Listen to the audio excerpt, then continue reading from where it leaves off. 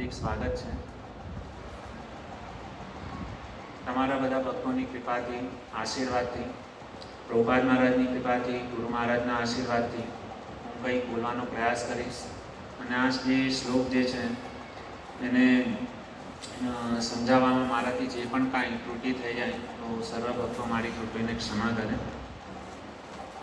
તો બહુ જ મહત્વનો આ જે શ્લોક જે છે, સૌથી પહેલાં તો આ જે અધ્યાય જે છે એનું નામ છે શ્રી વિદુર અને મૈત્રેયનું મિલન. તો આ જે શ્લોક આપણે જે ઉચ્ચારણ કર્યું 30 નંબરનો, 30, 31 અને 32, આ જે શ્લોક જે ઉચ્ચારણ જે છે એ સુખદેવ ગોસ્વામી મહારાજ બોલી રહ્યા છે. સુખદેવ ગોસ્વામી મહારાજ ગંગા નદીના તટ પર પરીક્ષિત મહારાજને શ્રીમદ ભાગવતમનું જ્ઞાન આપી રહ્યા છે. તો એમાં આ જે શ્લોક જે છે બહુ જ મહત્વપૂર્ણ છે. અને ખાસ કરીને આ જે શ્લોક જે છે ભગવાને ઉદ્ધવજી માટે ઉચ્ચારણ કરેલો છે. આમાં કહે છે જે પ્રથમ જે શબ્દ છે અસ્માત. અસ્માત એટલે આ લોકમાંથી, લોકમાંથી ઉપર હતે. ઉપર હતે એટલે શું થાય છે? અદ્રશ્ય થઈ ગયા. કોણ અદ્રશ્ય થઈ ગયું? ભગવાન શ્રી કૃષ્ણ જે છે ને આ લોકમાંથી શું થઈ ગયા? અદ્રશ્ય થઈ ગયા. એમને પોતાની જે લીલા જે હતી ને એ સમાપ્ત કરી દીધી. અને કહે છે કે જ્ઞાનમ મત આશ્રયમ, જ્યારે ભગવાન પોતાની લીલા જ્યારે સમાપ્ત કરી રહ્યા હતા ત્યારે એણે કીધું કે મત આશ્રયમ, આ મારી પાસેનું જે જ્ઞાન જે છે, મત આશ્રયમ, મારી જાત સંબંધી, ભગવાન સંબંધી, કૃષ્ણ સંબંધી જે જ્ઞાન જે છે ને અહત્ય ઉદ્ધવમ, અને એ જે જ્ઞાન જે છે એ લેવા માટે કોણ યોગ્ય છે? તો કહે છે કે એ સમય પર ઘણા બધા ઋષિમુનિઓ હતા, ઘણા બધા ભક્તો હતા, પણ ભગવાન શ્રી કૃષ્ણએ જ્યારે પોતાની લીલા સમાપ્ત કરી ત્યારે પોતાનું જે દિવ્ય જે જ્ઞાન જે છે એ કોઈને આપવા માંગતા હતા. તો ભગવાને જોયું કે મારું આ જે જ્ઞાન જે છે એ કોણ ગ્રહણ કરી શકે, કારણ કે કાંઈક તો પાત્રતા હોવી જોઈએ ને જ્ઞાન આપણે એને સાચવવા માટેની. તો ભગવાને જોયું કે આ પૃથ્વી પર એક જ એવા વ્યક્તિ છે કે જે મારું જે જ્ઞાન જે છે ને એને શું કરી શકશે? ગ્રહણ કરી શકશે. તો એ જ્ઞાન જે ગ્રહણ કરવા માટે ભગવાને કોને સિલેક્ટ કરેલા છે? ઉદ્ધવજીને. તો એટલે કહે છે કે અહત્ય ઉદ્ધવ. અહત્ય એટલે યોગ્ય છે. કોણ યોગ્ય છે? ઉદ્ધવજી જે છે ને એ શું છે? આ જ્ઞાન ગ્રહણ કરવા માટે શું છે? યોગ્ય છે. પછી કહે છે કે અથવા પ્રત્યક્ષ સંપ્રતિ આ ક્ષણે આત્મા ભક્તોના વરશ્રેષ્ઠ, બધા જ ભક્તોમાં જે સર્વશ્રેષ્ઠ છે ને એ કોણ છે? ઉદ્ધવજી છે. જો ઉદ્ધવજીનું કેટલું ભાગ્ય હશે કે જે અખિલ બ્રહ્માંડના નાયક ભગવાન શ્રી કૃષ્ણ જે છે એ અંતિમ વેળાએ કોને યાદ કરે છે? ઉદ્ધવજીને યાદ કરે છે. ભગવાનના ઘણા બધા ભક્તો હતા, પણ ઉદ્ધવજીને શું કરેલા છે? ભગવાને સિલેક્ટ કરેલા છે. અને કહે છે, અનુવાદમાં બહુ સરસ મજાનું શિલ પ્રભુપાદ મહારાજ તાત્પર્ય લખે છે કે હવે આ ભૌતિક વિશ્વ પરના મારા મૂર્ત રૂપનો હું ત્યાગ કરીશ. ભગવાન શું કહે છે કે હવે હું આ જે શરીર જે છે ને ભૌતિક શરીર જે છે એનું હું શું કરીશ? ત્યાગ કરીશ. અને મારા ભક્તોમાં શ્રેષ્ઠ એવા ઉદ્ધવ એક જ માત્ર શું છે? વિશ્વસનીય છે. વિશ્વસનીય એટલે શું છે? વિશ્વાસપાત્ર, જેના પર આપણે ભરોસો કરી શકીએ. તો ભગવાને કોના ઉપર ભરોસો કર્યો છે? ઉદ્ધવજી ઉપર ભરોસો કર્યો છે. અને શું કહે છે? જેને હું મારા અંગેનું સંપૂર્ણ દિવ્ય જ્ઞાન જે છે ને એ શું છે? એને સોંપી શકું. ભગવાન કહે છે કે આ ઉદ્ધવજી જે છે ને એ આ જ્ઞાન પ્રાપ્ત કરવા માટે શું છે? યોગ્ય છે. અને જ્ઞાન પ્રાપ્ત કરવા માટે આપણી અંદર સૌથી પહેલાં શું હોવું જોઈએ? યોગ્યતા હોવી જોઈએ. નકર પ્રવચન જે આવા ભાગવત કથા બધી જગ્યાએ થાય છે, ઘણા બધા લોકો જે છે ને આ કથાઓ શ્રવણ કરી રહ્યા છે, પણ જીવનમાં પ્રગતિ કંઈ મતલબ આ જે જ્ઞાન ગ્રહણ કરવા માટેની પાત્રતા છે ને ભગવાને બધાને નથી આપી. અને આ જે જ્ઞાન પ્રાપ્ત કરવા માટેની પાત્રતા જે છે ને એ કોને પ્રાપ્ત થાય છે? તો જે વ્યક્તિ ભગવાનની નિષ્કામ ભાવથી, પ્રેમ ભાવથી જે સેવા કરે છે ને એ વ્યક્તિને ભગવાન શું કરે છે? સિલેક્ટ કરે છે.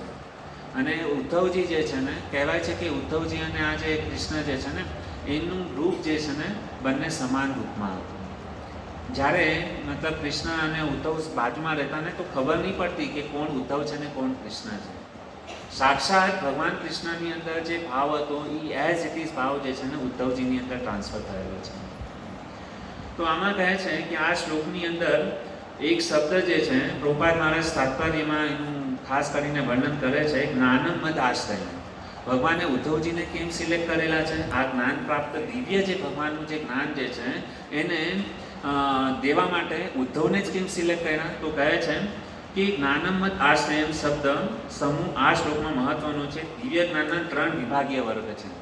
કોણ વ્યક્તિ ભગવાનનું આ જે દિવ્ય જ્ઞાન પ્રાપ્ત કરી શકે? તો કહે છે કે એની અંદર 3 વસ્તુ હોવી જોઈએ. તો સૌથી પહેલાં જે છે ને નિરાકાર બ્રહ્મનું જ્ઞાન, આ પ્રથમ. બીજું છે સર્વવ્યાપી પરમાત્માનું જ્ઞાન, અને ત્રીજું કહે છે કે પૂર્ણ પુરુષોત્તમ ભગવાનનું જ્ઞાન. આ જે 3 જ્ઞાન જેની પાસે છે એ વ્યક્તિ શું છે? જ્ઞાન પ્રાપ્ત કરવા માટે યોગ્ય છે. હવે આમાં એક આને બહુ મત આશ્રયમ જે શબ્દ છે ને બહુ આપણે સરળતાથી અગર સમજવું હોય તો બહુ સરસ મજાનું એક ઉદાહરણ તમને આપીને સમજાવવાનો પ્રયાસ કરીશ કે આજકાલ લોકો જે છે ને ભગવાનને શું કરે છે? નિરાકાર માને છે. ભગવાનનો શું છે? કોઈ આકાર નથી. વાસ્તવિકમાં આ જે વાત જે છે ને કે ભગવાન નિરાકાર છે એ અર્ધ સત્ય છે. તો કેવી રીતના? તો એક સરસ મજાની તમને સ્ટોરી મારફતથી તમને સમજાવવાનો પ્રયાસ કરીશ કે આમાં સૌથી પહેલાં કીધું છે કે ભગવાન શું છે? નિરાકાર બ્રહ્મનું જ્ઞાન. નિરાકાર બ્રહ્મનું જ્ઞાન. તો એક રાજા હતો અને એની ઘણા બધા નોકરો એમની પાસે હતા. તો એ જે રાજા હતો ને તો એ સમયમાં એ જે રાજ્યમાં હતા ને તો ત્યાં આગળ એક ટ્રેન જે છે ને ગાડી એ ત્યાં આગળથી મતલબ જવાની હતી. એનું ઉદ્ઘાટન હતું, રેલવે સ્ટેશન બની રહ્યું હતું અને મતલબ ગાડી પ્રથમ વખત શું છે ગાડીનું ઉદ્ઘાટન હતું. તો રાજાએ જે છે ને પોતાના 3 નોકરને બોલાવ્યા અને નોકર લોકોને કીધું કે આપણા આ રાજ્યની અંદરથી શું છે એક ટ્રેન શું છે પસાર થવાની છે અને સરસ મજાનું પ્લેટફોર્મ બની ગયું છે. તો રાજાએ ટ્રેનનું નિરાકરણ માટે કે ટ્રેન કેવી હોય છે એને જોવા માટે શું છે 3 નોકરને મોકલ્યા. તો 3 નોકરને રાતે જ કહી દીધું હતું કે તમારે ટ્રેન કેવી છે એનું નિરીક્ષણ કરીને મને કહેવાનું છે. તો 3 નોકરે કીધું ઠીક છે.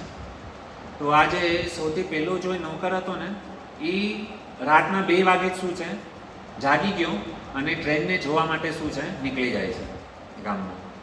તો થયું શું કે એને ટ્રેનને જોઈ તો ટ્રેન જે છે ને એમાંથી શું નીકળતો હતો? એક પ્રકાશ નીકળતો હતો. તો આ તરત જ જે છે ને નોકર જે છે ને એ રાજાને ખબર પહોંચાડવા માટે અધીરો હતો. તો એ તરત જ એને શું કર્યું? જોયું કે ટ્રેન એટલે શું છે? પ્રકાશ. તો તરત જ એ ભાગે છે અને રાજા પાસે આવીને કહે છે કે ટ્રેન એટલે શું છે? પ્રકાશ. ટ્રેન શું છે? પ્રકાશ છે. પછી બીજો નોકર જે હતો ને એ કંઈક થોડુંક અંજવાળું થયું ને ત્યારે ત્યાં આગળ જોવા માટે જાય છે રેલવે પ્લેટફોર્મ પર. તો એ જે બીજો નોકર હતો એને શું દેખાણું? કે પ્રકાશ તો દેખાણું પણ એની સાથે જે છે ને ટ્રેનના ડબ્બા દેખાણા. બસ એટલું નિરીક્ષણ કરીને રાજા પાસે આવી જાય છે. રાજાએ પૂછ્યું કે તમને શું દેખાણું? તો એ જે બીજો નોકર જે હતો ને એમણે શું કીધું કે ટ્રેન એટલે પ્રકાશ પણ છે અને શું છે? ડબ્બા પણ છે. પછી જે ત્રીજો નોકર જે હતો ને એ બુદ્ધિમાન હતો, બુદ્ધિશાળી હતો. એ જ્યારે સવારે સૂર્યનારાયણના જ્યારે દર્શન થાય તો સવારે એ ગયો જ્યારે દિવસ ઉગી ગયો અને ત્યારે એ શું કરે છે? એ નોકર જે છે ને રેલવે પ્લેટફોર્મ પર જાય છે. તો એ શું જોવે છે કે ટ્રેન જે છે ને ધીમે ધીમે કરીને શું કરે છે? રેલવે પ્લેટફોર્મ પર આવે છે અને ઊભી રહે છે. તો આ જે ત્રીજો જે નોકર હતો ને એણે શું જોયું કે ટ્રેનની અંદર શું છે? પ્રકાશ પણ છે, લાઇટ પણ છે, ડબ્બા પણ છે અને એ ટ્રેનના ડબ્બાની અંદર યાત્રીઓ પ્રવાસ પણ કરી રહ્યા છે. અંદર ડબ્બાની અંદર પ્રવાસીઓ ભોજન કરી રહ્યા છે. સરસ મજાની શું છે? સિટિંગ એરેન્જમેન્ટ છે, સાથે એસી પણ છે અને એ ટ્રેનને ચલાવવાવાળો મોટરમેન પણ છે. હવે 3 વ્યક્તિએ શું કર્યું? આ ટ્રેનને જોઈ. હવે આમાંથી 3 જે નોકર જે હતા એમાંથી સર્વશ્રેષ્ઠ કોણ હતો? ત્રીજા નંબરનો. કેમ ત્રીજા નંબરનો સર્વશ્રેષ્ઠ હતો? સૌથી પહેલાં એ શું કર્યું? નિરીક્ષણ કરવા ગયું પણ એને શું કર્યું કે ટ્રેન એટલે શું હતું? કેવલ પ્રકાશ. તો ટ્રેન શું ખાલી પ્રકાશ હતું? નહીં. તો આ જે જ્ઞાન જે છે ને એ શું છે? અધૂરું જ્ઞાન છે. તો એને શું કહેવાય છે? નિરાકાર બ્રહ્મનું જ્ઞાન કહેવાય છે કે ભગવાન શું છે? કેવલ પ્રકાશ છે, જ્યોતિ છે. આજે અમુક લોકો ભગવાનને શું છે? કેવલ પ્રકાશ માને છે અને કેવલ જ્યોતિ રૂપમાં એના શું કરે છે? દર્શન કરે છે. તો આ જે જ્ઞાન જે છે ને એ ખાલી 25% જ્ઞાન છે. હવે જે બીજો જે નોકર હતો ને એણે શું કર્યું કે ટ્રેનની અંદર એને પ્રકાશ પણ જોયો અને ડબ્બા પણ જોયા. તો બીજો નોકર જે હતો એને શું કહે છે અહીંયા કે સર્વવ્યાપી પરમાત્માનું જ્ઞાન. એને કેટલું જ્ઞાન છે? પરમાત્માનું જ્ઞાન છે, અને એને બીજું 50% જ્ઞાન છે, ઓલા કરતાં ડબલ. તો આ બીજો જે નોકર હતો, બીજા જે વ્યક્તિ જે છે ને, એ શું કરે છે? ભગવાનને કેવલ પરમાત્મા રૂપમાં શું કરે છે? દર્શન કરે છે. ભગવાનના ભગત અલગ અલગ પ્રકારના હોય છે. પેલું જે છે એ ભગત જે છે એ શું છે? કેવલ બ્રહ્મ જ્યોતિના દર્શન કરે છે, એ કેવલ 25% ભગવાન વિશે જાણે છે. બીજા ટાઈપના જે લોકો જે છે એ શું છે? ભગવાનને પ્રકાશ પણ માને છે અને પરમાત્મા પણ માને છે. આ છે બીજા પ્રકારના. અને અહીંયા પ્રભુપાદ મહારાજ કહે છે કે ત્રીજા ટાઈપના લોકો કેવા છે કે પૂર્ણ પુરુષોત્તમ ભગવાન, સુપ્રીમ પર્સનાલિટી ઓફ ગોડહેડ જેને કહે છે, કે ભગવાનને જે વ્યક્તિ પૂર્ણ પુરુષોત્તમ ભગવાનના રૂપમાં જે સ્વીકાર કરે છે એ છે ત્રીજા પ્રકારના લોકો. જેને શું છે? પૂરેપૂરું 100% ભગવાન વિશે સંપૂર્ણ જ્ઞાન છે. કઈ રીતના? કે એણે શું જોયું? કે ટ્રેનના પ્રકાશ પણ જોયું, જ્યોતિ પણ જોઈ, ટ્રેનના ડબ્બા પણ દેખાણા, અને ટ્રેનની અંદર મુસાફરી કરતા લોકો પણ, યાત્રીઓ પણ દેખાણા. અને એ ટ્રેનની અંદર એને શું જોયું? સિટિંગ એરેન્જમેન્ટ જોયું, એસી જોયું. પછી એણે જે ટ્રેનનું જે એન્જિન હતું એ ટ્રેનને ચલાવવાવાળા મોટરમેનના પણ દર્શન કર્યા. તો એને શું હતું? સંપૂર્ણ જ્ઞાન શું હતું? એને ટ્રેનનું જ્ઞાન હતું. તો આવા ટાઈપના જે ભક્ત છે એને શું હોય છે? કે ભગવાનનું પૂર્ણ પુરુષોત્તમ રૂપમાં શું કરે છે? દર્શન કરે છે. એને કહે છે મદ આશ્રયમ. આવા જે ભક્ત લોકો જે છે ને, એ ભગવાનને પૂર્ણ રૂપે શું કરે છે? સમજી શકે છે. તો આ કથા મારફતથી આપણે એટલું સમજી શકીએ કે ઉદ્ધવજી એ સમયમાં એવા હતા કે ભગવાનને શું છે? જાણી શક્યા. નકર ભગવાન કૃષ્ણ જ્યારે આ પૃથ્વી ઉપર જ્યારે ઉપસ્થિત હતા ને, ત્યારે દુર્યોધન, શકુની, ઘણા બધા લોકો હતા. પણ બધા લોકો ભગવાન સામે હતા, પણ છતાં પણ ભગવાનને સમજી શક્યા. અને દુર્યોધન તો શું છે? ભગવાન સાથે ભેદ કરીને બેઠો. તો મતલબ એવું નથી કે ભગવાન મતલબ અહીંયા સમજો ભગવાન અહીંયા આવી પણ જાય, પણ આપણને ભગવાન વિશેનું જ્યાં સુધી સંપૂર્ણ જ્ઞાન નહીં હોય ત્યાં સુધી આપણે ભગવાનના ધામમાં નહીં જઈ શકીએ, ભગવાન પાસે નહીં જઈ શકીએ. ભગવાનને અગર જાણવા છે તો એના વિશે આપણને પૂરેપૂરી શું હોવી જોઈએ? જાણકારી હોવી જોઈએ. તો આ શ્લોકની અંદર ભગવાને મતલબ શું છે? ઉદ્ધવજીને કેમ સિલેક્ટ કર્યા છે? કારણ કે ઉદ્ધવજી એક એવા વ્યક્તિ હતા કે જેને ભગવાન વિશેનું શું હતું? સંપૂર્ણ જ્ઞાન હતું. એટલા માટે ભગવાને શું કરે છે? ઉદ્ધવજીને શું કરે છે? સિલેક્શન કરે છે. આ કોઈ નાની વસ્તુ નથી, બહુ મોટામાં મોટી વસ્તુ છે. આપણને લાગશે કે હા, આ તો પ્રભુજીએ ખાલી 5-10 મિનિટમાં કહી દીધું. બસ કેવલ 3 વસ્તુ છે. ભગવાન જ્યોતિ રૂપમાં છે, પરમાત્મા રૂપમાં છે, અને પૂર્ણ પુરુષોત્તમ ભગવાન છે. આટલું અમને જ્ઞાન થઈ ગયું એટલે અમે ભગવાનને પ્રાપ્ત કરી લીધું. કેવલ સાંભળવું ઇનફ નથી, પણ જે સાંભળીએ છીએ એને જીવનમાં જે છે ને સાક્ષાત્કાર થવો ને, એ વસ્તુ બહુ મહત્વની છે. અને ઉદ્ધવજી શું છે? ભગવાનનું એમને ડાયરેક્ટ શું કરેલું છે? સાક્ષાત્કાર થયેલું છે. અને ઉદ્ધવજી એવા વ્યક્તિ છે કે ભગવાન શ્રી કૃષ્ણ જ્યારે પણ મતલબ ભગવાનના જે જૂના વસ્ત્ર જે છે ને, એ જ્યારે ત્યાગ કરતા ને, તો એ જે વસ્ત્ર જે છે ને, ઉદ્ધવજી શું કરતા? એ પોતે એને ધારણ કરતા ભગવાન કૃષ્ણ પાસે. તો આ શ્લોકનું મતલબ સાર મેં સંક્ષિપ્તમાં તમને સમજાવવાની કોશિશ કરી. હવે આગળ મતલબ કહે છે કે આગળનો જે શ્લોક છે, ન ઉદ્ધવ અણવ અપી મન્યુનો. ન એટલે નહીં, સંસ્કૃતમાં નનો શબ્દ થાય છે નહીં.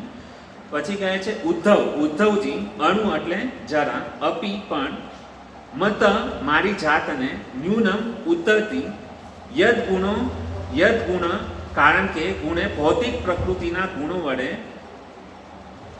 નહીં આત્રિત પ્રભાવિત પ્રભુ સ્વામી. આજે શ્લોકની અંદર જે કીધું કે ઉદ્ધવજી જે છે ને, મન્યુનો જે શબ્દ જે છે ને, મન્યુનો કહે છે કે ઉત્તરથી. બહુ મહત્વનો આ જે ન્યૂનમ શબ્દ જે છે ને, આપણે એને શું કહીએ કે ભગવાન જે છે ઓછા નથી. આ જે ઉદ્ધવજી જે છે ને, અણુ એટલે નાનું શબ્દ થાય. તો જે ઉદ્ધવજી જે છે ને, ઉદ્ધવજી અને કૃષ્ણમાં આમાં શું કહેવા માંગે છે કે જેટલા કૃષ્ણની અંદર મતલબ જે ગુણો જે છે એટલા જ કોની અંદર છે? ઉદ્ધવજીની અંદર છે. એટલે ભગવાન કૃષ્ણથી ઉદ્ધવજી ઓછા નથી. તો અહીંયા એક પ્રશ્ન એમ થાય કે તમે અહીંયા કહો છો, પ્રભુપાદ મહારાજ અહીંયા લખે છે, ઉદ્ધવજી મારા કરતાં જરાય ન્યૂન નથી. ન્યૂન એટલે ઓછા નથી. અને ભૌતિક પ્રકૃતિના ગુણોથી કદી પણ કોઈ રીતે પ્રભાવિત થતા નથી. પણ ઉદ્ધવજી જે છે ને, ભગવાનની જે પ્રકૃતિના 3 ગુણ છે, સત્વગુણ, રજોગુણ અને તમોગુણ. તો આ જે ઉદ્ધવજી જે છે ને, એ પ્રકૃતિના 3 ગુણથી પ્રભાવિત થતા નથી. અને શું કહે છે? તેથી જ મુજ પૂર્ણ પુરુષોત્તમ ભગવાન અંગેના જ્ઞાનનો પ્રચાર કરવા માટે તેઓ આ પૃથ્વી પર ભલે રહે. ભગવાને કેમ એને કીધું કે તમે આ પૃથ્વી પર રહો? અને ઉદ્ધવજી ભગવાનને બહુ પ્રેમ કરતા હતા અને ભગવાનની આજ્ઞા હતી. ભગવાને જ્યારે મતલબ આ લીલા સમાપ્ત કરી ત્યારે ઉદ્ધવજી પણ કહી શકતા હતા કે મારે પણ શું છે તમારી સાથે તમારા ધામમાં આવવું છે, પણ ભગવાને એને ના પાડી કે ભાઈ હું તને મારા ધામમાં નહીં લઈ જાઉં. તો એ ઉદ્ધવજીને થાય કે તો મારા અહીંયા કરવું શું? તો ભગવાને એને શું છે, ભગવાને એને કીધું છે કે તારામાં અને મારામાં હું મારી અંદર જેટલું મતલબ ઓલું જે છે ને એટલું જ તારી અંદર છે. તું મારાથી કમ નથી, ઓછા નથી. એનો મતલબ એમ નથી થયો કે સમજો ભગવાન જે છે તો ભગવાનથી શું થાય છે, આખા બ્રહ્માંડનું શું થાય છે, સર્જન થાય છે. આપણે જોઈએ છે તો ઉદ્ધવજી જે છે, ઉદ્ધવજીના શરીરમાંથી કંઈ બ્રહ્માંડનું સર્જન નથી થતું. સમજાય છે મારી વાત? ભગવાને શું કીધું, મારી સમાન છે. સમાન છે એનો મતલબ જેવી રીતના આપણે એમ કહીએ કે ગુરુ બ્રહ્મા, ગુરુ વિષ્ણુ, ગુરુ દેવો મહેશ્વર. આપણે ગુરુને શું કહીએ છીએ? ગુરુ બ્રહ્મા. ગુરુને શું કરવું જોઈએ? ગુરુ બ્રહ્મા કીધું એટલે ગુરુજી બ્રહ્માજી થઈ ગયા? નહીં. ગુરુ વિષ્ણુ, ગુરુ વિષ્ણુ થઈ ગયા? નહીં. ગુરુ દેવો મહેશ્વર, ગુરુ વિષ્ણુ મહેશ થઈ ગયા, શિવજી થઈ ગયા? નહીં. પણ એ જે જ્યારે શ્લોક ઉચ્ચારણ કરવામાં આવે છે, ગુરુ બ્રહ્મા, ગુરુ વિષ્ણુ, ગુરુ દેવો મહેશ્વર, ગુરુ સાક્ષાત પરબ્રહ્મ તસ્મૈ શ્રી ગુરવે નમઃ. તો એનો અર્થ શું થાય છે કે ગુરુ જે છે એ બ્રહ્માજી જેટલા શું છે, પૂજનીય છે. ગુરુ બ્રહ્માજી નથી થઈ ગયા, પણ ગુરુને શું કીધું છે, બ્રહ્માજી જેટલા શું છે, પૂજનીય છે. ગુરુ વિષ્ણુ, વિષ્ણુ જેમ આપણે પૂજા કરીએ છીએ એટલા ગુરુને શું કરવા જોઈએ, એની જેમ પૂજા કરવી જોઈએ. સમજાય છે મારી વાતને? તો એવી જ રીતના અહીંયા શું કીધું કે ઉદ્ધવજી શું છે, મારા કરતા શું છે, કમ નથી. કેમ? કારણ કે હાલાકી ઉદ્ધવજીની અંદર મતલબ બ્રહ્માંડની સૃષ્ટિ નથી કરી શકતા, પણ ઉદ્ધવજી જે છે ને એ પ્રકૃતિના, ભગવાન દ્વારા જે પ્રકૃતિના જે 3 ગુણ જે છે ને એનાથી પરે છે. આ પ્રકૃતિના જે 3 ગુણ આપણને જે હેરાન કરી રહ્યા છે ને, સત્વગુણ, રજોગુણ, તમોગુણ, અને આપણે આનાથી બંધાયેલા છીએ, પણ ઉદ્ધવજી જે છે ને આનાથી પરે. એટલા માટે ભગવાન શું કહે છે કે તમારામાં ને મારામાં શું છે, કોઈ ફરક નથી. તમે મારાથી ઓછા નથી. અને કહે છે કે તમે શું છે, પ્રકૃતિના 3 ગુણોથી શું છે, કોઈ રીતના પ્રભાવ તમારા ઉપર અસર કરતો નથી. એટલા માટે કહે છે મુજ પૂર્ણ પુરુષોત્તમ ભગવાન અંગેના જ્ઞાનનો પ્રચાર કરવા માટે શું છે, આ પૃથ્વી પર તમે જ શું છે, લાયક છો. ભગવાને પણ એની અંદર કાંઈ ગુણ જોયા હશે ત્યારે જ એને કીધું હશે ને કે તમે શું કરો, અહીંયા રહીને પ્રચાર કરો. તો આ શ્લોકની અંદર પ્રભુપાદ મહારાજ મતલબ એ સમજાવવા માંગે છે કે ઉદ્ધવજી જે છે ને આ 3 ગુણથી શું છે, પરે છે. અને પછી કહે છે આમાં લાસ્ટ પેરેગ્રાફ જે છે ને બહુ સુંદર પ્રભુપાદ મહારાજ લખે છે, જે કોઈ વ્યક્તિને તેના મન, વચન અને કર્મથી ભગવાનની દિવ્ય પ્રેમપૂર્ણ સેવા માટે જ જીવતી હોય, તે ભલે ભૌતિક અસ્તિત્વની સ્થિતિમાં દેખાતી હોય પણ ખરેખર મુક્તાત્મા છે. આપણને ક્યારેક ક્યારેક ભક્ત લોકો લાગે કે આ ભક્ત તો બહુ ગરીબ છે અને ભગવાનને એને ઘણા બધા કષ્ટ આપેલા છે અને ભગવાનના આટલું ભગવાનનું ભજન કરે અને રોજની 32 માળા કરે, 64 માળા કરે, પણ ભગવાન આને આટલું બધું દુઃખ કેમ આપ્યું છે? ક્યારેક ક્યારેક આપણને પ્રશ્ન થાય અને આપણને એમ લાગે કે અરે આ તો ભગવાનનું ભજન કરે છે, આટલું મતલબ ભગવાને આની રક્ષા નથી કરી. પણ એવું નથી. ભગવાન જ્યારે કૃપા કરે ને તો ભગવાનની કૃપા, ભગવાનની લીલાને આપણે સમજી નથી શકતા. ભગવાનની જે કૃપા જે હોય છે ને એ અલગ પ્રકારની હોય છે. વાસ્તવિકમાં બહારથી આપણને ભક્ત લાગે કે મતલબ શું છે, એના પર કષ્ટ છે, પણ જ્યારે ભગવાનના ભક્તો પર જ્યારે કષ્ટ આવે છે ને તો ત્યારે શું થાય છે, એની ભગવાન પ્રત્યેની જે પ્રેમ ભાવના જે છે ને એ વધતી જાય છે. ભગવાન એને શું કરે છે, મતલબ જેવી રીતના સોનું હોય એને અગ્નિમાં નાખીએ, જેમ જેમ એને અગ્નિમાં નાખતા જઈએ એમ એમ એની શું છે, ચમક વધતી જાય છે. તો એવી રીતે ભગવાન શું કરે છે, એના ભક્તોને જ્યારે કષ્ટ આપે છે ને અને છતાં પણ એ ભગવાનનું ભજન નથી છોડતો, તો એની ખ્યાતિ જે છે ને વિશ્વભરમાં શું કરે છે, ભગવાન ફેલાવવા લાગે છે. તો આ વાતને આપણે કઈ રીતના સમજી શકીએ? તો બહુ કૃષ્ણ અને અર્જુનનો બહુ સરસ મજાનો સંવાદ છે કે એક વખત શું થયું ભક્તો, કે આ ભગવાનની કૃપાને કઈ રીતના સમજવી જોઈએ. તો આ કથા મારફતથી આપણે સમજશું કે ભગવાન પર ક્યારે દોષ દ્રષ્ટિ ન કરવી જોઈએ. તો એક વખતની વાત છે, ભગવાન શ્રી કૃષ્ણ અને અર્જુન રાત્રિના સમયમાં જે છે ને એક ગામમાંથી પસાર થઈ રહ્યા હતા. રાત્રિનો સમય હતો. ભગવાન કૃષ્ણ અને અર્જુન બંને ખાસ સખા છે, મિત્ર છે. તો થયું એવું કે એ રાત્રિના સમયમાં એક પંડિત, એક બ્રાહ્મણ, જે બિચારો બહુ ગરીબ હતો, અને એ શું કરી રહ્યો હતો કે બધાના ઘરે જઈ જઈને જે છે ને ભિક્ષા માંગી રહ્યો હતો. હવે થયું એવું ભક્તો કે જ્યારે ભિક્ષા માંગી રહ્યો હતો ને તો ભગવાનના જે સખા જે છે અર્જુન જે છે ને એને આ જે પંડિત જે બ્રાહ્મણ હતા ને એના ઉપર બહુ દયા આવી ગઈ કે આ બિચારો મતલબ શું છે, આટલો ગરીબ છે ને બધાને ઘરે જઈ જઈને ભિક્ષા માંગે છે, કોઈ આપે છે, કોઈ નથી આપતું, કોઈ દુષ્કારે છે. તો અર્જુને જે છે ને એ પંડિતને પોતાની પાસે બોલાવ્યો અને અર્જુન જે છે ને અર્જુનની પાસે એક સોનાની પોટલી હતી, સોનાના સિક્કાની પોટલી હતી. તો અર્જુને શું કર્યું, એ પોટલી સોનાના સિક્કાની કાઢી અને એ જે બ્રાહ્મણ દેવતા જે હતા ને એ સોનાના સિક્કાની પોટલી જે છે ને બ્રાહ્મણ દેવતાને આપી દીધી કે આવ્યો આ તમારી પાસે. અને એને કીધું કે તમારે હવે ઘરે ઘરે ભિક્ષા માંગવાની જરૂર નથી, આ એટલી મતલબ સોના મોહ છે કે જેનાથી તમારું આખું જીવન જે છે ને આનાથી ચાલી જશે. તો બ્રાહ્મણ દેવતા તો બહુ ખુશ થઈ ગયા કે અર્જુનની જય હો, અર્જુનની જય હો. અને બહુ એનું મતલબ શું કર્યું, વખાણ કર્યા અને એનો ધન્યવાદ આભાર કર્યો, એને પ્રણામ કર્યા, કૃષ્ણને પણ પ્રણામ કર્યા અને એનો આભાર વ્યક્ત કરીને એ જે બ્રાહ્મણ જે દેવતા જે હતા ને ત્યાંથી નીકળી ગયા પોતાના ઘરે જવા માટે.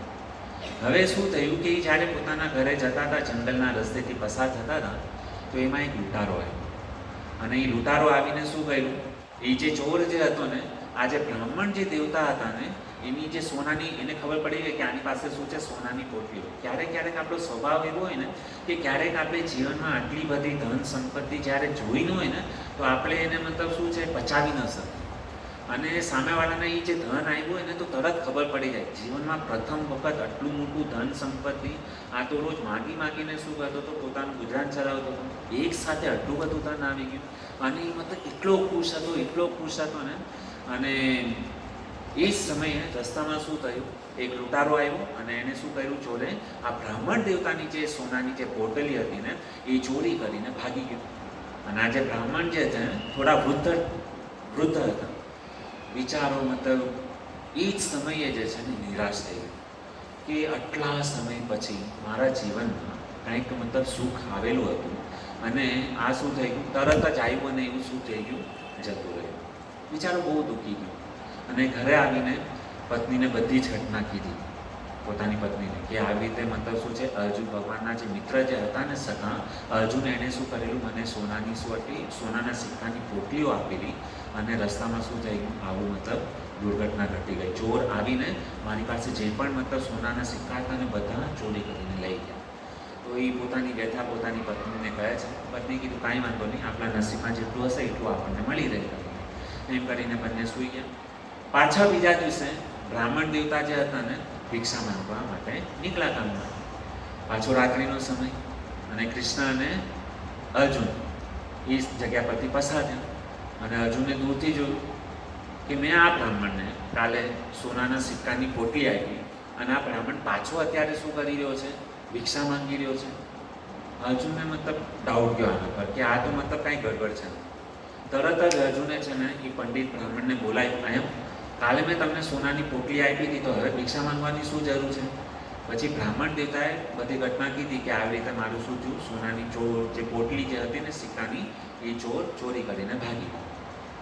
અને બ્રાહ્મણ દેવતા ખોટું તો ન બોલે અને અર્જુન પણ ભક્ત હતા. તો અર્જુને કીધું કાંઈ વાંધો નહીં, હવે હું તમને જે છે ને એનાથી પણ એક અમૂલ્ય વસ્તુ આપું છું અને એને સાચવીને રાખો. તો આ જે અર્જુને શું કર્યું, એની પાસે એક કિંમતી મોતી હતું અને એ જે મોતી જે હતું ને એની કિંમત આપી ન શકાય એટલું મોંઘું મોતી હતું. અને અર્જુને શું કર્યું, મોતી જે છે ને બ્રાહ્મણ દેવતાને આપ્યું કે આલ્યો આ મોતી અને તમે શું કરો, આ મોતીને સંભાળીને રાખો, બહુ અમૂલ્ય મોતી છે, આની કિંમત આંકી ન શકાય એટલી છે. બ્રાહ્મણ દેવતા તો પાછા ખુશ થઈ ગયા કે ચલો અર્જુને પાછી મારા ઉપર શું કરી, કૃપા કરી. અને એ જ સમયે બ્રાહ્મણ દેવતા જે છે ને એના મતલબ ખુશીનો કોઈ ભાર રહેતો નથી અને એ બહુ ખુશ થઈ જાય છે. અને મોતી જ્યારે આવ્યું ને તો ત્યારે એના સપના મતલબ જોવા લાગ્યો કે હું આ કરીશ, ગાડી લઈશ, બંગલો લઈશ ને આ બધું મતલબ એ ને વિચારવા લાગ્યો. અને જ્યારે સોનાની પોટલી પણ મળેલી ને ત્યારે પણ એ વિચારવા લાગ્યો, પોતાના વિષયમાં જ વિચારતો હું આમ કરીશ, તેમ કરીશ અને મારી પત્નીને ઘરે ના લઈ દઈશ, નવી સાડી લઈ દઈશ, ઘણું બધું એના પ્લાનિંગ મનમાં ચાલવા લાગ્યું. અને આ જેમ મતલબ એ શું થયું કે મોતી લઈને જે છે ને પોતાના ઘરે પહોંચી ગયા. હવે શું થયું કે જ્યારે એ મોતી લઈને ઘરે પહોંચે છે ને તો એણે વિચાર્યું કે આ મોતીને જે છે ને મારે બહુ સુરક્ષિત જગ્યા પર રાખવી પડશે, કોઈને ખબર ન પડે ને એ રીતે. તો એણે શું કર્યું કે એ જે મોતી જે હતું ને ત્યાં આગળ દિવાલ પાસે જે છે ને એક જૂનું મટકું હતું, અને એણે શું કર્યું, એ જૂનું જે મટકું હતું ને એ મટકાની અંદર આ મોતીને શું કરી દીધું, રાખી દીધું. અને એ આ જે થાકેલો હતો બ્રાહ્મણ દેવતાની સૂઈ ગયો. હવે થયું શું કે એની જે પત્ની જે હતી ને એ મટકું ગામમાં જે છે ને નદી કિનારા પાસે જે છે ને પાણી ભરવા માટે ગઈ. હવે થયું શું કે પાણી ભરતા ભરતા જ્યારે પાછી આવતી હતી ને તો એને ઠેસ લાગી, અને ઠેસ લાગી ને તો એ મટકું જે છે ને પાણીનું એ તૂટી ગયું. હવે પાણી તો જરૂરત વસ્તુ હતી, તો એ ઘરે આવી અને જેવું જે જૂનું જે મટકું હતું ને, પતિદેવ તો બ્રાહ્મણ દેવતા તો સૂતા હતા, અને એને જે જૂનું જે મટકું જે હતું ને એ મટકું લીધું, અને એ મટકું લઈને ક્યાં જાય છે, નદી કિનારે પાણી ભરવા માટે જાય છે. અને જ્યારે એ નદીમાં પાણી મટકું જ્યારે મતલબ એ પાણી ભરે છે ને તો એ મટકાની અંદર જે અમૂલ્ય જે મોતી જે હતું ને એ પાણીમાં વહી ગયું. અને આ તો મતલબ પત્ની જે હતી એ પાણીનો ઘડો લઈને ઘરે આવે છે, અને એ સમયમાં શું થાય છે કે બ્રાહ્મણ દેવતા જે છે ને એની આંખ ખુલી જાય છે, અને એ માથું પકડીને શું કરતા હોય છે, રોતા હોય છે કે મટકું કોઈ લઈ ગયું, મટકું કોઈ લઈ ગયું, મટકું કોઈ લઈ ગયું. અને ત્યારે એની પત્નીએ કીધું શું કામ રહો છો? એને કીધું કે ઓલું મટકું ક્યાં છે? એને કીધું આજ. તો એમાં જોયું તો એની અંદર મોતી હતું ને, એમાં તો ખાલી પાણી હતું. અને પત્નીએ કીધું કે ભાઈ મટકું ફૂટી ગયું હતું, તો આ જે જૂનું મટકું હતું એમાં પાણી ભરવા ગઈ હતી. ત્યારે એ બહુ મતલબ ગુસ્સો કરે છે અને પોતાને કોસે છે કે અરે પાગલ, આ જે મટકાની અંદર અર્જુને પાછી મને શું કરેલું, અમૂલ્ય મોતી આપેલું, અને બહુ મોંઘું મોતી હતું, અને આનાથી આપણને શું છે આખું જીવન પર આપણે જે છે ને ગુજરાન ચલાવી શકીએ એટલું કિંમતી આ મોતી હતું, ત્યાં શું અનર્થ કરી નાખ્યો. અને એ તો મહા મુશ્કેલીથી જે છે ને આપણને આ મતલબ શું મળેલું, પાછું બીજી વખત શું છે આપણા પર કૃપા થયેલી, અને બહુ રોવા લાગે છે. કર્મની કઠણાઈ. હવે પાછા મતલબ શું ત્યાં થોડાક દિવસ 2-3 દિવસ પછી પાછા બ્રાહ્મણ દેવતા જે છે ને ભિક્ષા માંગવા માટે નીકળી ગયા. હવે પાછા અર્જુન અને કૃષ્ણ જુએ છે, અને અર્જુને જોયું કે આ બ્રાહ્મણ દેવતા પાછો ભિક્ષા માંગે છે. અર્જુને પાછો બોલ્યો, એ બ્રાહ્મણ દેવતા શું કરી રહ્યા છો તમે? કેમ પાછી ભિક્ષા માંગો છો? તમને તો આટલું કિંમતી અમૂલ્ય મોતી આપેલું હતું તમને. તો ત્યારે બ્રાહ્મણ દેવતા કહે છે કે ભાઈ મારી સાથે આવી, મારા કર્મ એટલા ખરાબ જે છે ને, મારા નસીબમાં જ નથી લખ્યું આ બધી વસ્તુ, કે કર્મની કઠણાઈ બેઠી છે ને કે મારે આ જે મટકું જે હતું ને જેમાં મેં મોતી રાખેલું ને એ પાણીમાં વહી ગયું. આખી ઘટના કીધી. હવે અર્જુન કે હવે હું આને કાંઈ મદદ કરી શકું એમ નથી, કારણ કે આના નસીબ જ શું છે, ફૂટેલા છે. પણ એ સમયે જે છે ને એ બ્રાહ્મણ દેવતા જે છે ને એ કૃષ્ણની સામે જોઈ રહ્યા હતા. કૃષ્ણ કાંઈ બોલી નથી રહ્યા. તો કૃષ્ણને પણ પ્રણામ કરે છે અને ભિક્ષા માંગવા માટે જાય છે આગળ. તો ત્યારે કૃષ્ણ એને કીધું ઉભા રહો. હવે જે છે ને અસલી કથા અહીંયાથી ચાલુ થઈ. કૃષ્ણએ શું કર્યું, કૃષ્ણની એન્ટ્રી થઈ હવે કથાની. તો કૃષ્ણએ શું કર્યું કે એને જે છે ને કેવલ 2 સિક્કા આપ્યા. શું આપ્યું? આપણે એ દેશી ભાષામાં 2 આના કહેતા. તો એ 2 આના જે છે ને એ બ્રાહ્મણ દેવતાને શું કરે છે, એ આપે છે કે આ લો, અને હવે તમે જે છે ને આગળની તરફ નહીં જાઓ ભિક્ષા માંગવા માટે. હવે તમારે આગળ જવાની જરૂર નથી, કેવલ 2 સિક્કા આપ્યા. હવે 2 સિક્કાથી શું થવાનું? એ તો એક દિવસમાં ખતમ થઈ જવાનું. હવે એ બ્રાહ્મણ દેવતાને કીધું કે તમારે આગળ જવાની જરૂર નથી, તમે પાછળ તમારા ઘર તરફ જે છે ને એ બાજુનો રસ્તો તમે પકડો. તો ભગવાનને પ્રણામ કરીને, અર્જુનને પ્રણામ કરીને પાછા શું થાય છે, બ્રાહ્મણ દેવતા પોતાના ઘરની તરફ જાય છે. પણ આ જે બ્રાહ્મણ દેવતા જે છે ને એને મનમાં વિચાર આવે છે. શું વિચાર આવે છે? કે મનમાં વિચાર કરે છે કે આ ભગવાન છે, કૃષ્ણ છે, અને એ જોવે છે કે હું ગરીબ છું, દરિદ્ર છું, છતાં પણ મને કેવલ ખાલી 2 આના આપ્યા, કેવલ 2 સિક્કા આપ્યા. આના કરતાં તો અર્જુન શ્રેષ્ઠ કહેવાય કે અર્જુને મને સોનાના સિક્કા આપ્યા, અને એ ખોવાઈ ગયા તો પાછા મને અમૂલ્ય મોતી આપ્યું. અને મનમાં શું કરે છે, વિચાર કરે છે, ભગવાન કેવલ ખાલી 2 સિક્કા આપે છે કરીને. એ કે આના કરતાં તો અર્જુન સારો હતો. તો એ કે ઠીક છે, આ 2 સિક્કાનું હું શું કરીશ, અને એની વેલ્યુ ન સમજાણી. ભગવાને જે 2 સિક્કા પણ એની કદર ન કરી. પણ થયું શું કે જ્યારે પાછો પોતાના ઘર તરફ જતો હતો ને તો રસ્તામાં જે છે ને નદી કિનારા પાસે એક મછવારો હતો. હવે એ મછવારાએ શું કરેલું કે મછવારાનું કામ એ માછલી પકડવું.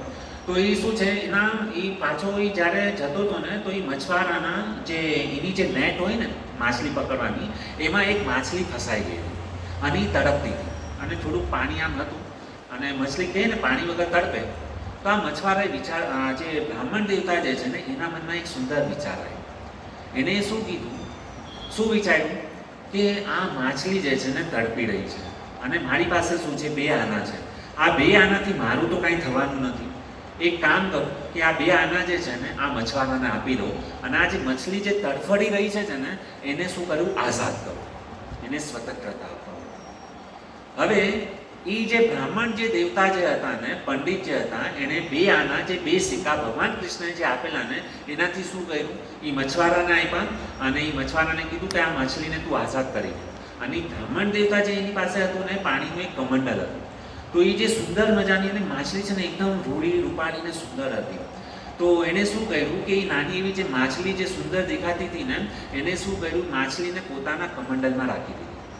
મછવારાને 2 આના આપી દીધા અને એ કમંડલ જે છે ને એ લઈને પોતાના ઘર તરફ જતો. તો થયું એવું કે એ જે કમંડલ જે હતું ને એને પોતાની દ્રષ્ટિ જે છે ને કમંડલની અંદર નાખી અને સુંદર મજાની શું હતી, માછલી હતી. પણ એ જ્યારે માછલી અને કમંડલની અંદર જોઈને તો એ કમંડલની અંદર જે છે ને સુંદર મજાનું જે એનું જે મોતી જે હતું ને, અમૂલ્ય કિંમતી જે અર્જુને આપેલું ને, એ મોતી જે છે ને એને શેમાં દેખાડ્યું, પોતાના કમંડલની અંદર. અને વાસ્તવિકમાં એ મોતી જે છે ને શેમાંથી નીકળ્યું, એ જે મોતી જે હતું ને આ સુંદર મજાની જે માછલી જે હતી ને એ ગળી ગયેલી. અને જ્યારે એ માછલીને જ્યારે એને પોતાના કમંડલમાં નાખ્યું ને તો ત્યારે એ માછલીએ જે છે ને એના મોઢામાંથી આ મોતી બહાર. અને ત્યારે એ બ્રાહ્મણ દેવતા જે છે ને એ શું કરવા લાગ્યા, નાચવા લાગ્યા, હરી બોલ, જોર જોરથી ચિલ્લાવા લાગ્યા, મિલ ગયા મિલ ગયા મિલ ગયા એવી રીતના કરીને. અને જ્યારે એ આવી રીતે ચિલ્લાવે છે કે મિલ ગયા કરીને, તો ત્યારે એ જગ્યા પરથી છે ને ઓલો ચોર જે હતો ને, જેને સોનાના સિક્કા ચોરી કરેલા ને, એને ખબર પડી કે આ તો એ જ પંડિત છે કે જેની પાસેથી મેં શું કરેલું, સોનાના સિક્કા ચોરી કરેલા. તો તરત જ એને એમ લાગ્યું કે આ જે છે ને પંડિતને ખબર પડી ગઈ કે ચોર હું છું કરીને, એટલે જોર જોરથી ચિલ્લાવે છે, મિલ ગયા કરીને. ઓલો ચોર જે છે ને એ તરત જ છે ને ભાગીને પંડિતના ચરણોમાં પડ્યો અને એની પાસે માફી માંગે છે કે મને ક્ષમા કરો, મારી કમ્પ્લેન મહેરબાની કરીને રાજાને નહીં કરતા, મારી પાસે જેટલા પણ સિક્કા જે છે ને એ સિક્કા હું છે ને તમને પાછા સુપ્રત કરું છું. અને એ જે આ જે ચોર જે હતો ને એ લૂંટેરો સોનાના જે બધા સિક્કા જે હતા ને એ બ્રાહ્મણ દેવતાને પંડિતને આપીને ત્યાંથી ભાગી ગયો. હવે થયું શું કે આ જે બ્રાહ્મણ જે દેવતા હતા ને એની પાસે સોનાના સિક્કા પણ આવી ગયા અને આ જે અમૂલ્ય જે રત્ન જે મોતી જે હતું ને એ પણ શું થઈ ગયું, એની પાસે આવ્યું. અને જ્યારે બંને વસ્તુ જ્યારે મળી ગઈ ને ત્યારે એને ખબર પડી બ્રાહ્મણ દેવતાને કે વાસ્તવિકમાં ભગવાન કૃષ્ણએ શું કર્યું છે, મારા પર કૃપા કરી છે. અને એ તરત જ જે છે ને પાછો રિટર્ન ક્યાં જાય છે, કૃષ્ણ અને અર્જુન પાસે જાય છે. અને એ બ્રાહ્મણ જે છે ને એ ભગવાનના ચરણોમાં પડી જાય છે, દંડવત પ્રણામ કરે છે અને ભગવાનને કહે છે મને માફ કરજો કે હું તમારી જે કૃપા જે હતી ને એને સમજી ગઈ છે. અને ત્યારે અર્જુન જે છે ને એ કૃષ્ણને પૂછે છે કે તમે આ આ કૃપા કેવી રીતના કરી, મને આમાં કંઈ સમજાણું નહીં. ત્યારે કૃષ્ણ જે છે ને અર્જુનને કહેવા માંગે છે કે જ્યારે તમે આ જે બ્રાહ્મણ દેવતા જે હતા ને એને ત્યારે સૌથી પહેલાં તમે સોનાના સિક્કા આપ્યા, એના પછી તમે મોતી આપ્યા. જ્યારે તમે આ બ્રાહ્મણ દેવતાને પંડિતને જ્યારે તમે સોનાના સિક્કા અને મોતી આપ્યા ને, સાર વસ્તુ સમજવા જેવી છે. ભગવાન જે ઉપદેશ જે અર્જુનને આપી રહ્યા છે ને આપણા બધા જ માટે શું છે, મહત્વનું છે. શું ઉપદેશ છે, કથા આપણે સાંભળી, પણ આનું સાર શું લેવાનું છે. ત્યારે કૃષ્ણ જે છે ને અર્જુનને કહે છે કે તમે વાસ્તવિકમાં જ્યારે સોનાના સિક્કા અને આ જે અમૂલ્ય મોતી જ્યારે તમે બ્રાહ્મણ દેવતાને આપ્યું ને ત્યારે બ્રાહ્મણ દેવતા કેવલ પોતાના વિષયમાં વિચાર કરતો કે હું કેવલ પોતાનું જ. આપણે પણ શું કરીએ, જ્યારે આપણી પાસે ઘણા બધા લક્ષ્મી આવી જાય, પૈસા આવી જાય, ધન દોલત ગાડી બંગલા ને બધું થઈ જાય તો કેવલ આપણે પોતાના વિષયમાં વિચાર કરીએ છીએ કે હું આને ભોગવીશ, હું કેવલ એકલો જ શું કરીશ, આને ભોગવવાનો પ્રયાસ કરીશ. જ્યારે આપણે પોતાની ઇન્દ્રિયોને પુષ્ટ કરવા માટે, સંતુષ્ટ કરવા માટે જ્યારે ભોગવીએ છીએ ને તો એના પાપના અધિકાર કરીએ છીએ. તો ભગવાન શ્રી કૃષ્ણ કહે છે કે જ્યારે તે આ વસ્તુ આપી ને તો એ કેવલ ખાલી પોતાનો જ વિચાર કરતો હતો. અને જ્યારે મેં એને 2 સિક્કા આપ્યા તો એની એને કદર નહોતી, પણ જ્યારે મેં એને 2 સિક્કા આપ્યા ને 2 આના આપ્યા ને ત્યારે એને શું વિચાર્યું કે આ મારા કામમાં તો આવવાના નથી, અને આની કાંઈ એટલી કિંમત નથી. તો જ્યારે મેં એને 2 સિક્કા આપ્યા ને ત્યારે એને પરોપકારની ભાવના, બીજા પ્રત્યે દયા ભાવના એને શું કરી, બ્રાહ્મણના હૃદયની અંદર જાગૃત થઈ. એને શું કર્યું, બીજાના વિશે વિચાર કરવાનું પ્રારંભ કર્યું. અને જ્યારે વ્યક્તિ બીજાના કલ્યાણ માટે, બીજાની સેવા માટે જ્યારે વિચારે છે ને ત્યારે ચમત્કાર થાય છે. અને ચમત્કાર થયો વાસ્તવમાં. શું થયું, બ્રાહ્મણે જ્યારે મતલબ એક મછલી જે હતી ને એના પ્રાણની રક્ષા કરીને એના પ્રાણ બચાવવાની કોશિશ કરી, અને એના જે આશીર્વાદ જે હતા ને એની જીવે દયા, આપણે કહીએ છીએ ને જીવે દયા, નામે રુચિ, વૈષ્ણવ સેવા, આ 3 વસ્તુ જે છે ને આપણા ગૌડીય પરંપરાની અંતર્ગત બહુ મહત્વની વસ્તુ છે. બહુ મહત્વની વસ્તુ ભાગ ભજવે છે કે જે ભક્ત હોય ને એની અંદર શું હોવું જોઈએ. સૌથી પહેલાં આપણે કહીએ છીએ કે સતત હરિનામ સંકીર્તન આપણે કરવા માટે શું કરીએ છીએ, પ્રયાસ કરીએ છીએ. સવારમાં ઉઠીને આપણે શું કરીએ છીએ, ભગવાનને યાદ કરીએ છીએ, 16 માળા કરીએ છીએ. કેમ, મારું ભગવાનના ચરણોમાં જે છે ને મારી રતિ ઉત્પન્ન થાય. પણ એ રતિ ક્યારે ઉત્પન્ન થશે, સૌથી પહેલાં કહીએ છીએ જીવે દયા. જ્યાં સુધી આપણે જીવો પ્રત્યે દયા ભાવના નહીં રાખીએ, કોઈ જીવોની સેવા નહીં કરીએ, તો ત્યાં સુધી ભગવાન આપણા પર કૃપા નહીં કરે. જીવે દયા, સૌથી પહેલાં જીવ પર દયા કરવાની છે. એના પછી શું થશે, નામે રુચિ, વૈષ્ણવ સેવા. આ 3 વસ્તુ જે છે ને બહુ મહત્વની છે. અને જે ભક્ત આ 3 વસ્તુ કરે છે ને એના પર ભગવાનની કૃપા તરત જ ઇમિડિયેટલી શું કરશે છે, વરસે છે. અને એ ભગવાનના ધામમાં જવા માટે શું છે, અધિકાર બને છે, પાત્રતા એની અંદર આવી જાય છે. જે રીતે ઉદ્ધવની અંદર ભગવાને ઉદ્ધવને સિલેક્ટ કર્યા ને, તો એવી રીતે ભગવાન પણ આપણને શું કરશે, સિલેક્ટ કરશે. પણ ક્યારે સિલેક્ટ કરશે, કે જ્યારે આ 3 ગુણ જે છે ને આપણી અંદર આવશે ત્યારે. તો અહીંયા જે શ્લોક જે છે ને બહુ મહત્વનું પ્રભુપાદ મહારાજે કીધું છે કે મન, વચન અને કર્મ, આપણે કર્મ એવું કરવું જોઈએ કે આપણા કર્મથી જે છે ને લોકોને સુખની પ્રાપ્તિ થાય. આ બ્રાહ્મણે શું કહ્યું, બીજાના વિશે માછલી ઉપર દયા કરવાનો વિચાર કર્યો, પરોપકારની ભાવના જે છે ને એના હૃદયની અંદર જાગૃત થઈ. અને એને શું કર્યું, આ 2 આના આપીને એ માછલીના પ્રાણ બચાવ્યા અને જીવની મતલબ શું કરી, સેવા કરી. અને જ્યારે આવી સેવા કરી ને ત્યારે ભગવાન શું છે, એના ભગવાને જોયું કે આ પરોપકારની ભાવના જે છે ને આની અંદર જાગૃત થઈ છે. અને તરત જ એને શું કર્યું, એની જે ખોવાયેલી જે વસ્તુ જે હતી ને એને પાછી તરત મળી. એના જે સોનાના સિક્કા પણ પાછા મળી ગયા, એનું જે મોતી જે અમૂલ્ય હતું ને એ પણ બધું શું છે એની પાસે મળી. કહેવાનો સાર શું છે કે આપણે બધા જ વ્યક્તિને કર્મ કરવું પડે છે, પણ એવું કર્મ કરીએ કે જેનાથી લોકોને શું થાય, સુખ અને શાંતિ મળે. અને આપણે કેવા કર્મ કરીએ છીએ, આપણા કર્મથી લોકો જે છે ને દૂર ભાગે, બળકા ભરવા, ઈર્ષા કરવી, ક્રોધ કરવો. અને આ જે બધા જે અસુર જે છે ને એ અસુર જ્યાં સુધી હૃદયમાં હશે ને ત્યાં સુધી ભગવાન પ્રત્યે આપણને પ્રેમ. એટલા માટે આપણે શું કરવું છે, પરોપકારની ભાવના, જીવે દયા, નામે રુચિ, વૈષ્ણવ સેવા. જ્યારે પણ થોડોક પણ અવસર આપણને મળે ને તો શું કરવું જોઈએ, સેવા કરી નાખવી જોઈએ. અને એ સેવા કેવી રીતના કરવી જોઈએ, ભલે આપણે ઓછી સેવા કરીએ પણ સેવા જે છે ને એવી સેવા કરવી જોઈએ કે ભગવાન પણ આપણાથી પ્રસન્ન થવા જોઈએ.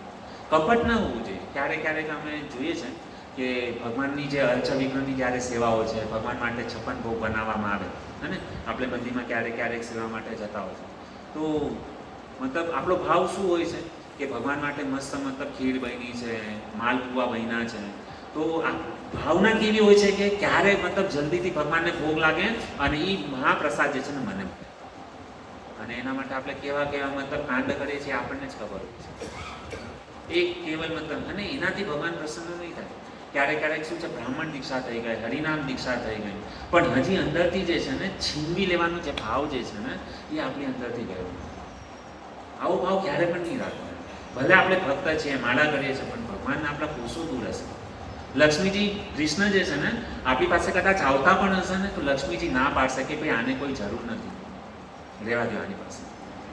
ભાઈ આપણે એવું કામ નથી કરવું, એવું કાર્ય કરીએ કે જેનાથી ભગવાન પ્રસન્ન થાય અને આપણા કાર્યથી શું થાય, જે વૈષ્ણવ જે છે ને એ પ્રસન્ન થાય. અને જ્યારે વૈષ્ણવ આપણાથી પ્રસન્ન થઈ જશે ને ત્યારે ભગવાન આપણા પર ઓટોમેટિક પ્રસન્ન થઈ જશે. ભગવાનને પ્રસન્ન કરવાની જરૂર નથી. ભક્તોને એક વખત ખુશ કરી દીધા, ભક્તોની સેવા કરી દીધી ને તો ભક્ત જે છે ને એટલી કૃપા કરશે કે એની કોઈ સીમા નહીં. અહીં પણ જોયું ને, સૌથી પહેલાં કૃપા કોણે કરી, કૃષ્ણે તો પછી કૃપા કરી, પણ સૌથી પહેલાં બ્રાહ્મણ દેવતા પર કૃપા કોણે કરેલી, ભગવાનના ભક્તે અર્જુને કરેલી ને.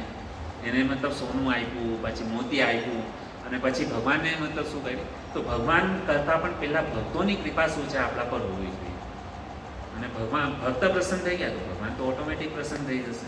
એમાં કોઈ અને આ બધી વસ્તુ જો આપણે કથાને બધું સાંભળીએ, સોરી હું ત્રીજો શ્લોક નથી લઈ શક્યો, ત્રીજો શ્લોક પણ બહુ સુંદર છે કે ભગવાન ઉદ્ધવજીને કહે છે કે તમે બદ્રિકાશ્રમમાં જાઓ અને ત્યાં જેટલા પણ ઋષિમુનિ જે છે ને એને આજે તમને જે જ્ઞાન આપું છું ને એ જ્ઞાન કોને આપો કે બદ્રિકાશ્રમમાં જેટલા પણ ઋષિમુનિઓ જે છે ને તપસ્યા કરી રહ્યા છે મારી પ્રાપ્તિ માટે, તમે એને જઈને આ જ્ઞાન જે છે ને એને પ્રદાન કરો. પણ ઉદ્ધવજી આ જ્ઞાન ક્યારે આવ્યું? શ્રવણ. એને ઉદ્ધવજીએ કૃષ્ણ પાસેથી જે છે ને ધ્યાનપૂર્વક શ્રવણ કરેલું. તો આપણે શું છે, કાચા કાનમાં નહીં બનવાનું, પાક્કા કાનમાં બનવાનું. હવે આપણે આટલો કિંમતી સમય નીકાળીને આપણે અહીંયા આવીએ, અઠવાડિયામાં કેવલ એક વખત, એ પણ કેટલી 30 મિનિટ, 40 મિનિટ, 45 મિનિટ આપણે અહીંયા આવીએ. હવે આપણે આટલું અમૂલ્ય સમય કાઢીને જ્યારે આપણે આવતા હોઈએ તો આપણે શું કરવું જોઈએ? જ્યારે આપણે મતલબ ઘરેથી નીકળીએ ને તો સૌથી પહેલાં નાહી ધોઈને ફ્રેશ થઈએ. આપણે કેમ લગ્નમાં જઈએ તો લગ્નમાં જઈએ તો નાહી ધોઈને ફ્રેશ થઈને જઈએ ને, તો એવી રીતે જ્યારે કથામાં પણ આવીએ ને તો સૌથી પહેલાં શું કરવું જોઈએ? નાહી ધોઈને અહીંયા આવવું જોઈએ, જેથી કરીને કથામાં આપણને ઊંઘ ના આવે. ફ્રેશ માઇન્ડ હશે ને ત્યારે આ જે કથા જે છે ને એ કાનો દ્વારા મતલબ જશે. નકર શું છે, તમોગુણી અગરમાં ઓલું હશે ને, તમોગુણમાં રહીશું તો કથામાં પણ શું છે, તમોગુણ આપણા ઉપર હાવી થઈ જશે. અને જ્યારે તમોગુણ આપણામાં હાવી થઈ જશે ને તો કથા જે છે ને હૃદયમાં નહીં જાય, કેવલ કર્ણમાં જશે. અને જ્યારે મતલબ અહીંયાથી આપણે બહાર નીકળશું ને તો કર્ણમાંથી એક કાનમાંથી બીજા કાનમાં શું થઈ જશે, સીધી બહાર નીકળી, ભોહેરી બહાર નીકળી. આપણે એવું હવે ખાલી એક મતલબ એવી રીતના કહેવા માંગીશ કે ઉદ્ધવજીએ શું કર્યું, કૃષ્ણ પાસેથી સાંભળેલું. કેવી રીતે સાંભળેલું? ધ્યાનપૂર્વક. કથા જે શ્રવણ કરવી જોઈએ ને કેવી રીતના પૂર્વક ધ્યાન લગાવીને આપણું તન મન ધન જે છે ને બધું આપણે શું જોવું જોઈએ, કથાની અંદર એકાગ્ર ચિત્તે આપણે શું કરવું જોઈએ, સાંભળવું જોઈએ. કેવી રીતે સાંભળવું જોઈએ? તો રામાયણનો બહુ સુંદર પ્રસંગ છે કે જ્યારે લવ અને કુશ અને સીતામૈયાના મતલબ પુત્ર હતા, અને જ્યારે લવ કુશ જ્યારે અયોધ્યામાં ભગવાન શ્રી રામચંદ્રની ભરી રાજસભામાં આવે છે તો ત્યાંના બધા જ લોકો કહે છે, લવ કુશના વખાણ કરે છે કે સુંદર બે નાના નાના બાળકો છે અને સુંદર મજાનું શું કરે છે, રામ જે લીલા જે છે ને સુંદર ગાન કરી રહ્યા છે. તો ભગવાને આદેશ આપ્યો કે એ બંને છોકરાઓને અહીંયા મારા દરબારમાં લઈને આવો અને એ જે મારું જે મતલબ જે આખી રામાયણ જે છે ને એનું ગાન કરવાનું ચાલુ કરે છે. રામકથા જો મતલબ કથા મતલબ કેવી રીતના છે. અને જ્યારે લવ અને કુશ જ્યારે રામજીનું આજે એનું જે ચરિત્ર જે છે ને ભગવાન શ્રી રામચંદ્રનો જ્યારે જન્મ થયો, કઈ કઈ લીલા કરી અને તાડકાવધ ને પછી સીતા સાથે વિવાહ થયા અને રામ અને રાવણનું યુદ્ધ થયું, લંકા, બધું મતલબ જે છે ને એનું વર્ણન સુંદર તરીકેથી શું કરી રહ્યા હતા, લવ અને કુશ વર્ણન કરી રહ્યા હતા. અને ભગવાને જ્યારે મતલબ આ સાંભળવાનું ચાલુ કર્યું ને, ભગવાન છે ને પહેલાં રાજ સિંહાસન ઉપર બેઠા હતા. ભગવાન મર્યાદા પુરુષોત્તમ રાજા છે ને તો એ ક્યાં બેઠેલા? રાજ સિંહાસન પર બેઠેલા. અને આખી અયોધ્યાવાસી જે છે ને એ ભગવાન શ્રી રામચંદ્રનું જે રાજભવન હતું ને આખા અયોધ્યાવાસી શું છે ત્યાં બેઠેલા હતા. અને ભગવાન જે છે ને ભગવાનને તો એની કથા સાંભળવી સૌથી પ્રિય લાગે છે. ભગવાનને અગર કાંઈ પણ અગર સમજો આપણે કોઈ ભગવાનને ભેટ આપવા માંગતા હોય ને, અમૂલ્ય ભેટ, એ શું છે? ભગવાનની કથા. જ્યારે આપણે ભગવાનને એની કથા જ્યારે આપી દઈશું ને તો ભગવાન શું થાય છે? ખુશ થાય. એટલી પ્રિય છે ભગવાનને એની કથાને કે એની કોઈ સીમા નથી.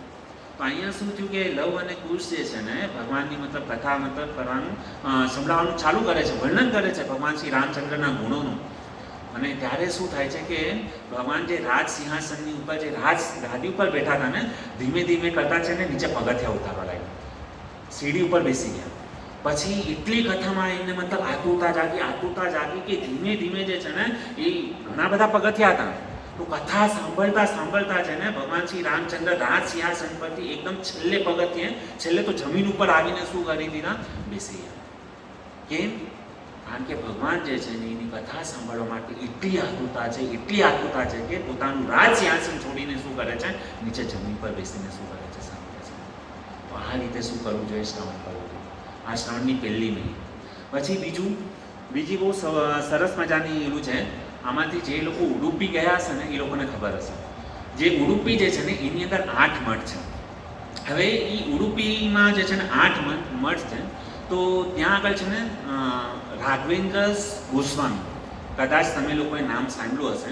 તો આ રાઘવેન્દ્ર ગોસ્વામી જે છે ને એ સરસ મજાની શું કરતા? ભગવાનની કથાને બધું કરતા. હવે આ ઉડુપી કૃષ્ણ જે છે, ઉડુપીની અંદર આ ઉડુપી કૃષ્ણ છે, એમાં 8 મઠ છે. તો આ જે રાઘવેન્દ્ર ગોસ્વામી છે ને 8 મઠ છે. ક્યારેક એ પહેલા મઠમાં કથા કરે, ક્યારેક બીજા મઠમાં કથા કરે, ક્યારેક ત્રીજા મઠમાં કથા કરે. તો એક વખત મતલબ થયું શું કે આ જે ઉડુપી કૃષ્ણ જે છે ને ભગવાનને ભોગ લાગેલો. તો ભગવાનને ભોગ લાગેલો ને તો ભગવાન પણ ગાયબ અને ભગવાનની જે સોનાની થાળી હતી ને એ પણ ગાયબ. હવે ત્યાંના પૂજારી ગોતવા લાગ્યા કે ભગવાન પણ નથી અને એની મતલબ આ જે સોનાની જે પ્લેટ જે છે ને એ પણ શું થઈ ગયું છે, ગાયબ થઈ ગઈ છે. તો પૂજારી ગોતવા લાગ્યા ક્યાં છે ક્યાં છે ક્યાં છે કરીને. તો અલગ અલગ પછી ખબર પડી કે ભગવાન જે છે ને આ જે રાઘવેન્દ્ર ગોસ્વામી જે છે ને 8મો મઠ હતો ને એ મઠની અંદર શું કરી રહ્યા હતા, કથા કરી રહ્યા હતા. તો ભગવાન શું છે, ચાલતા પોતાનું જે મતલબ જે પટ હતો ને એ પોતાનું મતલબ પટ વ્યાસાસન છોડીને શું કરી રહ્યા હતા, રાઘવેન્દ્ર ગોસ્વામી જ્યાં કથા કરી રહ્યા હતા ને, આપણે જ્યારે પિક્ચર જોવા માટે જઈએ મૂવીમાં તો આપણે શું કરતા હોય કે પિક્ચર જોતા હોય અને પોપકોર્ન ખાતા હોઈએ ને, ચાલતા ચાલતા મતલબ પિક્ચર પણ જોતા હોય ને ચાલતા ચાલતા મતલબ શું હોય પિક્ચર ચાલુ હોય ને આપણે પોપકોર્ન ખાતા હોય. તો એવી રીતના ભગવાને પણ શું કર્યું કે પોતાનું જે છે ને રાજ સિંહાસન છોડીને આ કૃષ્ણ જે છે ને જ્યાં રાઘવેન્દ્ર ગોસ્વામી જ્યાં કથા કરતા હતા ને ત્યાં જઈને મતલબ શું ત્યાં હતા બેસીને કથા સાંભળતા હતા. પછી શું થયું કે જેવું પૂજારી આવ્યું ને તો ઓલાને ખબર પડી ભગવાનને કે પૂજારી આવે છે મને ગોતવા માટે, તરત જ એ ક્યાં છે પોતાના દરબારમાં જઈને બેસી જાય છે, ઊભા રહી જાય છે. પણ એની જે સોનાની જે પ્લેટ હતી ને એ ક્યાં રહી ગઈ, એ મઠની અંદર રહી. આવી રીતે એક વખત બે વખત ઘણી બધી વખત થઈ. પછી પૂજારીને ખબર પડી ગઈ કે ભગવાન અગર છે જે છે એની પ્લેટ ગાયબ હોય ને તો સમજી જવાનું કે રાઘવેન્દ્ર ગોસ્વામી જે જગ્યા પર કથા કરતા હોય ને એ જગ્યા પર ભગવાન છે ને ત્યાં આગળ ઉપસ્થિત હશે. એટલે ભગવાનને પ્લેટને ગોતવાની જરૂર નથી. અને આ રાઘવેન્દ્ર ગોસ્વામી જે છે ને એટલી સરસ મજાની કથા કરતા ને એવું કહેવાય છે કે આજે રાઘવેન્દ્ર ગોસ્વામી જે છે ને એની અંદર આજે પ્રહલાદ મહારાજ જે હતા ને એનો આવિર્ભાવ જે છે ને રાઘવેન્દ્ર ગોસ્વામીની અંદર, એનું ઇન્કાર્નેશન જે છે ને રાઘવેન્દ્ર ગોસ્વામીની અંદર. એટલી સરસ મજાની કથા કરતા કે ભગવાન એનું જે છે ને એનું પટ છોડીને જે છે ને એ રાઘવેન્દ્ર ગોસ્વામી જ્યાં કથા કરતા ને ત્યાં આગળ સાંભળવા માટે આતુર રહે. તો આ રીતે આપણે શું કરવું જોઈએ, ભગવાનની કથા સાંભળવી જોઈએ. ભગવાન પણ અગર પોતાનું બધું જ કાર્ય છોડીને અગર એની કથા સાંભળવા માટે આવી જતા હોય તો આપણે એનાથી શીખ લેવી જોઈએ ને કે આપણે પણ એટલો કિંમતી સમય નીકાળીએ છીએ તો ભગવાનની કથામાં આપણે સૂવું ન જોઈએ, ધ્યાનપૂર્વક શું કરવું જોઈએ, એની કથાનું શું કરવું જોઈએ, શ્રવણ કરવું જોઈએ.